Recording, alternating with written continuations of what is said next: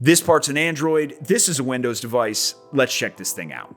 All right, there are a lot of boxes inside boxes, a lot of components. You've got the tablet, Tab Pen Plus, hybrid tab and Pen Plus startup guides, little replacement pen tip, and the universal easel stand in the first box.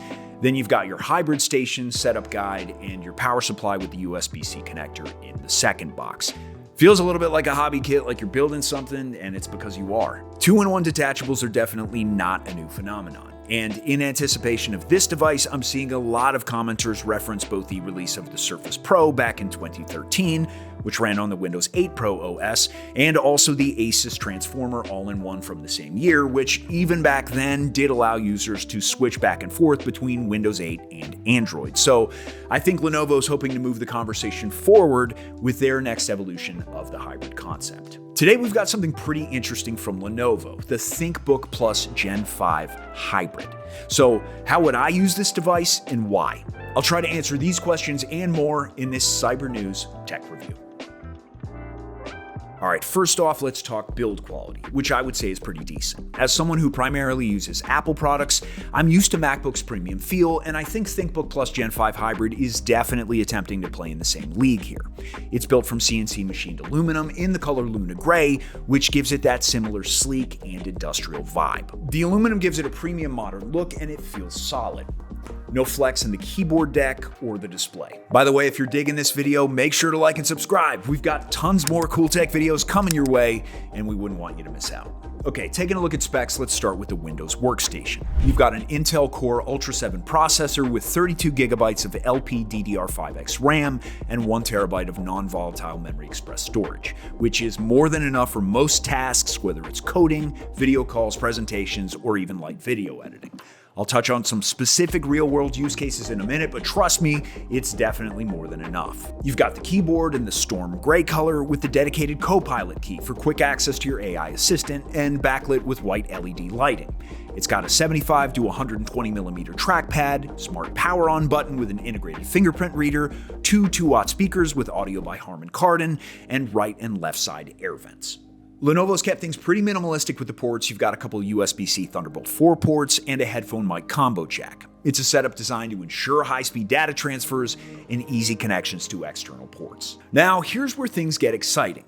Detach the screen, and you've got a 14-inch Android tablet powered by a Snapdragon 8 Plus Gen 1 processor with 12 gigabytes of RAM and 256 gigabytes of storage. The OLED screen really makes everything look crisp and vibrant, whether you're watching Netflix, drawing with the Pen Plus, or just reading. And since both the Ultrabook and the tablet use the same 14-inch 2.8K OLED touchscreen, the visual experience stays consistent whether you're in laptop or tablet mode. In addition, the tab's got a front-facing 1080p full high-definition camera with infrared integration for secure facial login, 13-megapixel main rear camera, and 5-megapixel secondary sensor with flash for dynamic image capturing, 4 1-watt superlinear speakers, and of course the tab utilizes the magnetic Tab Pen Plus, which charges via USB-C and has this little blinking LED light on top while charging to let you know its charging status. Now, when it comes to my hands-on experience with the device, not just as a content creator and an executive, but also as someone who uses almost exclusively Apple products, the jury's still out for me on the seamlessness and flexibility Lenovo's promising here. The process of physically attaching and detaching the tab and station feels a bit inelegant. You've got these little posts that the tab seats on top of, which feel and sound pretty clunky to me. Also, the hybrid folder, which allows for convenient real-time syncs of files across both platforms, is limited to just 10 gigabytes and isn't size adjustable. So again, for an Apple user who's had access to synchronized files across all my devices for years now, this feels a little bit like old news. Along the same lines, since each half of the device is able to operate completely independently of the other, one of the use cases Lenovo presents is being able to connect a third-party monitor to the workstation and then use the tab as a separate controller during presentations. Now, I've given a lot of remote presentations and I've never thought to myself, hey, I could really use a separate remote controller with a touchscreen for this presentation, so feels a little bit like a solution without a problem to me. Now, the addition of the Copilot key on the keyboard is set to become a standard feature on many Windows laptops moving forward. It provides quick access to Microsoft's AI-powered Copilot assistant to help users automate certain tasks like hunting for files, creating images, generating code, and in the company's words, just generally working smarter. As a fairly regular user of LLMs, text-to-image, and text-to-video generation tools for a while now, I love to see Microsoft embracing this feature.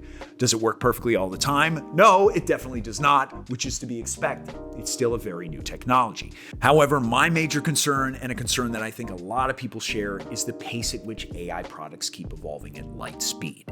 In the event that a much better innovation drops sometime soon, we might get left stuck with this random obsolete key on our keyboards. I'm also so used to Apple's preloaded software and easy data migration to new devices that all of the different pop-up windows asking for logins and new signups felt pretty invasive, a little buggy, and distracted from my experience, making it much less enjoyable. Camera quality seems fine, nothing to write home about, but gets the job done. And unless you're a Midwestern tourist at an amusement park, not sure why you need a full-size tablet to take photos anyway, but however, one thing I definitely do have to give Lenovo props for is the tab's resolution, which is super clear and also bright. I honestly like this thing a lot more than my iPad and could definitely see myself using it as a daily driver for streaming, online shopping, or scrolling through my socials. To be completely honest, I've never been much of a stylus guy. I know there are different products for Apple too, but I've never really been that interested or even had a use for them. But getting my hands on the Pen Plus and seeing just how easy it is to give design notes on things like thumbnails, and also their really cool AI-powered handwriting converter, I'm actually really digging this thing and could totally see how convenient it would be for certain tasks. Now, when it comes to battery life, this new hybrid has something else pretty cool going on. Both the workstation and tab have their own battery, and this separation means that both devices can work independently. You can use the Windows side while charging the tablet, or detach the tablet to use on the go without draining the Ultrabook's battery. The Android tablet has a smaller 38 watt-hour battery, optimized for lighter tasks and media consumption, while the workstation comes in at 75 watt-hours. Having two separate batteries just means better power management. You're not draining the laptop's battery while using the tablet. Each device works independently. This setup is ideal for users who need to travel light and work on the go, using the Windows Ultrabook at a desk and the Android tablet during commutes or meetings. The Lenovo ThinkBook Plus Gen 5 Hybrid currently sits at $3,518 after its price hopped around quite a bit, at one point sitting as low as $2,000. So to wrap things up, I'm not fully convinced the ThinkBook Plus Gen 5 Hybrid is a game changer for flexibility and efficiency. I've been in a seamless ecosystem for a while now, so it doesn't impress me all that much. The workstation feels clunky, though I do enjoy using the tablet. For those of you excited about a single device with a detachable tablet for commuting or on-site work, this could be useful. It might be ideal for creatives, students, coders, digital nomads, and frequent travelers who want flexibility without lugging multiple devices. The AI integration is cool for early adopters, but it's becoming standard now across the board.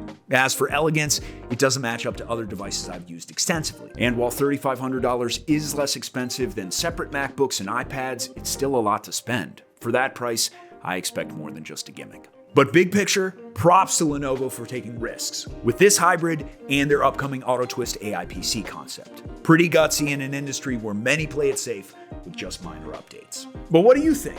Have you gotten your hands on the new ThinkBook Hybrid? Did I get it right or am I off base? Drop a comment. I'd love to hear your take about what other devices you want us to review too. Don't forget to like and subscribe and stay tuned for more tech videos and reviews. Thanks for watching.